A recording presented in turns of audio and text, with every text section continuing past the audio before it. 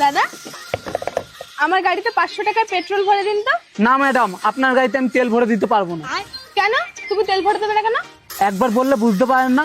আপনার গাড়িতে তেল ভরে দিতে পারবো না তো পারবো না।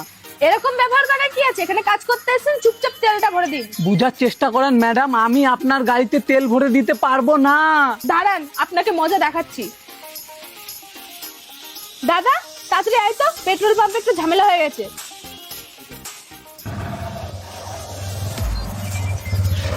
কিরে বোন, কি প্রবলেম?